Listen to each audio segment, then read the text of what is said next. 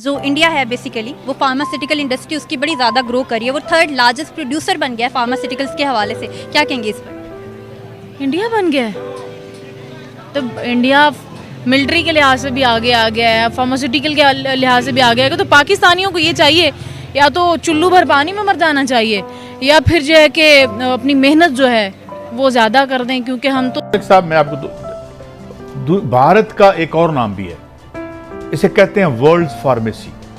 ये दुनिया की फार्मेसी है। जेनेरिक ड्रग्स दुनिया में सबसे ज्यादा भारत बनाता है, कुछ 60-70 बिलियन डॉलर ये कमाते हैं। दुनिया की 5th बड़ी इकोनॉमी है भारत। दुनिया के इस that India will be the pharmacy of the world.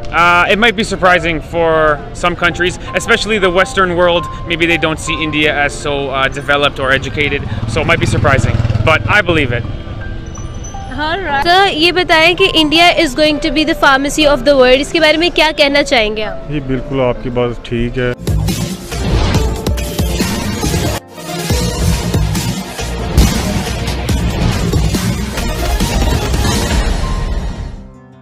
दवा निर्माण के क्षेत्र में भारत दुनिया में तीसरा बड़ा देश बन गया है। भारत दुनिया के मेडिसिन और मेडिकल उपकरणों के जितनी भी जरूरत है उसका 50% सप्लाई करता है। भारत ने 2021 में 42 बिलियन डॉलर का निर्यात दवाओं का किया है, जिसे बढ़ाकर 2024 तक 65 बिलियन डॉलर करने का लक्ष्य भी रखा गया है। इसी कारण भारत को फार्मेसी ऑफ द वर्ल्ड का भी खिताब दिया गया है। हमारे लिए यह तो गौरव की बात है ही। इस पर हमारे पड़ोसी देश पाकिस्तान से क्या प्रतिक्रिया आ रही है, आइए आप भी सुने।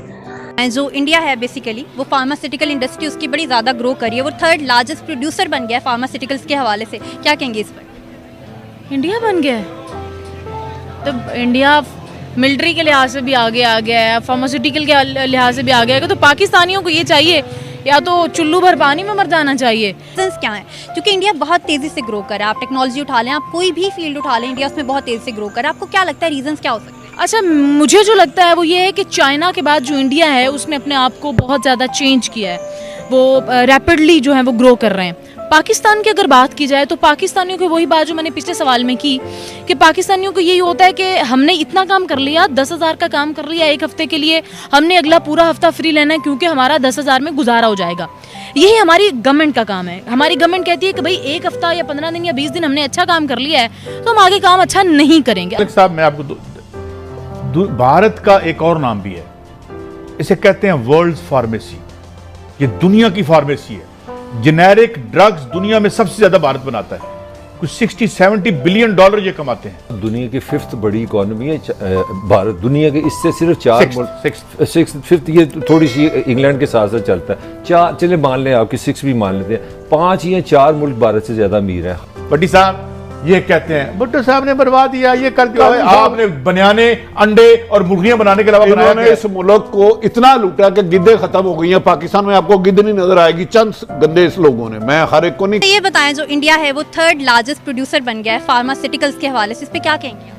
मुबारक हो इंडिया को, जिस तरह से वो आईटी में और दीगर चीज़ों में आगे जा रहा है, तो ये तो होना ही था। वो हमसे बहुत आगे है, मुकाबला नहीं कर रहे हैं, लेकिन अगर वो वाकई किसी रिसर्च के मुताबिक वो फार्मास्यूटिकल कंपनी में सबसे आगे चला गया तो ऐसा होगा, और मुझे ये उम्मीद भी उनसे है कि वो ऐसा कर सकते हैं।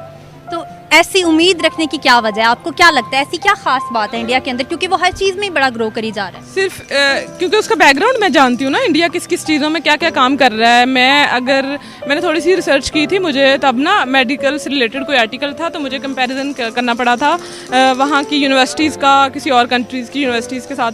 तब मुझे आइडिया हुआ कि दुनिया की बेस्ट तरीन जो मेडिकल यूनिवर्सिटीज़ हैं वो इंडिया में, एशिया की नहीं सॉरी दुनिया की सबसे बड़ी जो लैब है ना वो इंडिया में। और ये मुझे अभी रिसेंटली कोविड की वैक्सीन जब बनी तब पता चला है कि दुनिया की सबसे बड़ी लेबॉर्ट्री इंडिया में।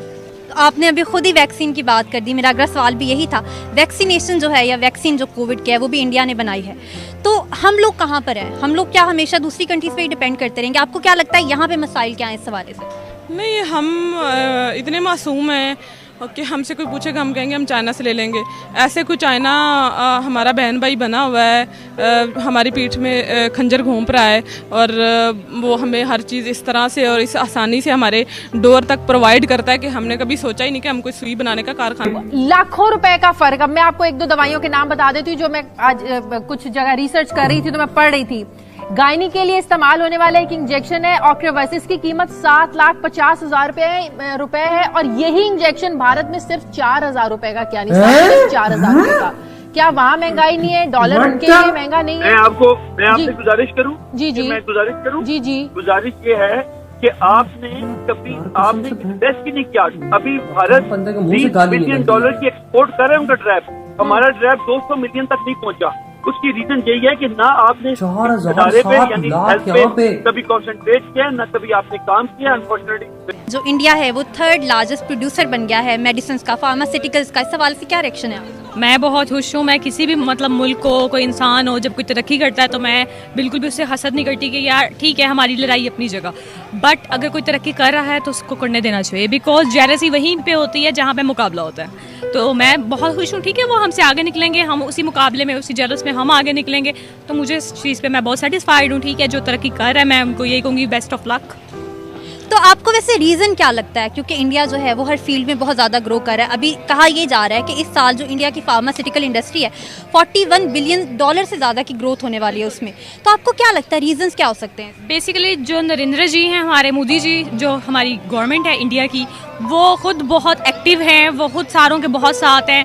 दैट्स वाई वो मुझे लगता है वो नौजवानों को बहुत ज़्यादा मौका दे रहे हैं और उन चीज़ों की वजह से उन्होंने बहुत से जॉब्स वगैरह इस तरह की चीज़ों को दूर किया है। तो जब उन्होंने ये चीज़ें की हैं ना, तो फिर वो इस वजह से आई थिंक ये चीज़ों को लेकर नरेंद्र जी की वजह से, उनकी सपोर्ट की वजह से ये इंडिया ग्रो कर रहा है। भारत में जो दवाओं का उत्पादन किया जाता है, इसकी सबसे बड़ी विशेषता यह है कि दुनिया में इसको सबसे सस्ता माना जाता है और यह भारत के लिए एक बहुत बड़ा ब्रांड साबित हुआ है। भारत जेनेरिक मेडिसिन ज्यादा बनाता है और दुनिया को सप्लाई करता है। जेनेरिक मेडिसिन दवाओं का जो निर्माण होते हैं उसका आधारभूत तत्व है। इन्हीं को बड़ी बड़ी कंपनियां अपने ब्रांड का नाम देकर और फिर बड़े अच्छे तरीके से मार्केटिंग करके ऊंचे दाम पर बेचती है। लेकिन भारत जेनेरिक मेडिसिन का उत्पादन करके उन देशों को पहुंचाता है जिनके पास दवाओं का कोई उत्पादन करने का अपना साधन नहीं है और न तो उनके पास ज्यादा पैसा है। इसलिए भारत को फार्मेसी ऑफ द वर्ल्ड भी कहा जाता है कि भारत की दवाएं इतनी सस्ती होती हैं कि उन देशों तक भी पहुंच पाती है जो अपने देश में गरीब नागरिकों को पहुंचा पाते हैं, जो ऊंची दाम पर बड़े बड़े कंपनियों से दवाएं नहीं खरीद सकते हैं। और यही कारण है कि जैसा कि आपने परिचर्चा में सुना भी कि भारत की दवाएं सस्ती हैं और भारत वैसे तो दुनिया का तीसरा बड़ा उत्पादक बन गया है, लेकिन भारत जो दवाएं बाहर भेजता है कमाई के लिहाज से भारत 14वें स्थान पर है और इसका मूल कारण यही है कि भारत की दवाएं सस्ती हैं। हालांकि उत्पादन सबसे ज्यादा करता है, लेकिन यह भी एक मानवता की सहायता है। भारत की जो सबसे बड़ी दवा उत्पादक कंपनी है वह सन फार्मा है। जहां तक विदेशी कंपनियां जो भारत में आकर काम करती हैं, जो भारत में अपनी दवाओं का बाजार बढ़ाकर रखी हैं, उनमें सबसे ज्यादा अमेरिका की फाइजर कंपनी है जिसका सबसे बड़ा बाजार भारत में है। भारत चीन और अमेरिका के बाद तीसरा बड़ा उत्पादक देश बन गया है। भारत सरकार इसको और आगे बढ़ाने की कार्य में लगी हुई है, क्योंकि हमारे देश में जो घरेलू खपत है दवाओं का, जो बीमा इत्यादि जो हम लोगों ने मेडिकल बीमा आदि का जो अभी प्रचलन चला है, इसके कारण अब बहुत सारे लोग हेल्थ कॉन्शियस हो गए हैं और दवाओं को उनको जरूरत पड़ रही है। इसलिए भारत का अपना बाजार भी 3 गुना बढ़ने जा रहा है। यानी भारत जितना दवाई उत्पादन करेगा उसका खपत 3 गुना भारत में ही ज्यादा होने वाली है। और इसके अलावे विश्व की जैसे जैसे जनसंख्या बढ़ेगी दवाओं की उतनी ही जरूरत पड़ेगी। इसलिए भारत ने एक महत्वाकांक्षी लक्ष्य रखा है कि जो उत्पादन आज के तारीख में है उसे जरूरत के हिसाब से और ज्यादा बढ़ाया जाए और इससे न केवल भारत अपने जरूरतों को पूरा कर पाएगा बल्कि इसको दूसरे देशों को देकर बड़ी मात्रा में विदेशी मुद्रा भी कमा सकता है, क्योंकि भारत में जो दवाओं के बनाने के लिए इंग्रेडिएंट्स हैं वो भारत में इजीली अवेलेबल हैं और सस्ते दामों पर हैं और यहाँ पर पढ़े लिखे नौजवान भी हैं और फिर यहाँ पर सस्ता मैन पावर भी है। तो फिर हम ऐसा करने में अगर लगे रहें तो कोई ऐसा समय नहीं आएगा कि हम पहले लक्ष्य पर जरूर पहुंच पाएंगे। आज के लिए बस इतना ही। जय हिंद। आप अगर हमसे जुड़ा रहना चाहते हैं तो कृपया मेरे चैनल को सब्सक्राइब करें तथा बेल आइकन भी दबा दें ताकि नई वीडियो की जानकारी तुरंत आप तक पहुंच जाए। धन्यवाद। जय हिंद।